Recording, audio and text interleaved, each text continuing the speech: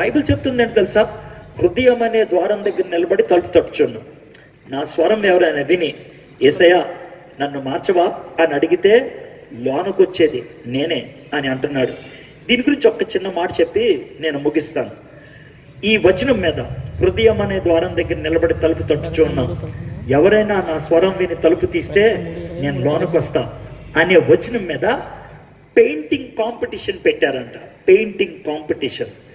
ఒక painting Holman Hunt అనేటువంటి ఆయన గీసిన దానికి 3 జడ్జిలు ప్రైజ్ ఇచ్చేశారంట.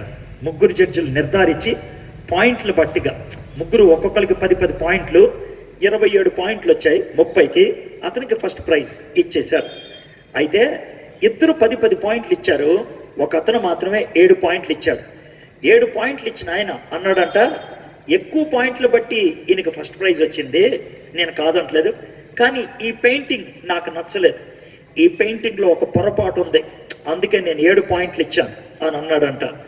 అప్పుడు హాల్మన్ హంట్ అన్నాడంట, సార్ ఈ పెయింటింగ్లో ఉన్న పొరపాటు ఏంటో చెప్పండి సార్, ఈ ప్రైజ్ నేను వదిలేస్తాను, నేను సరి చేసుకుంటాను అని అంటే, ఇంత పెద్ద తలుపు వేసావు, ఇంత అద్భుతమైనటువంటి తలుపు పెట్టావు, ఈ తలుపుకి బయట గొళ్ళెం లేదయా, ఇదేం తలుపు, దీన్ని తలుపు అంటారా? తలుపు అని అంటానికి బయట గొళ్ళు ఉండాలి కదా అని అంటే, నిజమే సార్ తలుపులకి గొళ్ళాలు ఉంటాయి, కానీ హృదయం అనే తలుపుకి గొళ్ళెం లోనుంటుంది సార్, బయట ఉండదు. అది నువ్వు తీస్తేనే ఆయన రాగలిగేది. బయట గొళ్ళు ఉంటే నువ్వే తీసుకొని రా అని వేసేది చెప్పుండేవాళ్ళం, బయట లేదు, అది లోన్ ఉంది.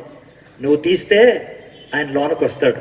నిన్ను సృష్టించినప్పుడు ఆ గొళ్ళాన్ని నీ చేతుల్లో పెట్టాడు, నిన్ను తయారు చేసినప్పుడు ఆ స్వేచ్ఛను నీకిచ్చాడు.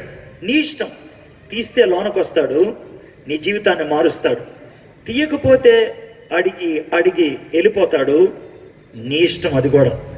ఈరోజు నువ్వు పరలోకంలోకి వెళ్ళే రోడ్డు మీద ఉండాలన్నా, నరకంకి వెళ్ళే రోడ్డు మీదే కొనసాగాలన్నా నిర్ణయం నీదే. బలవంతం ఏమీ లేదు, నీ నిర్ణయమే.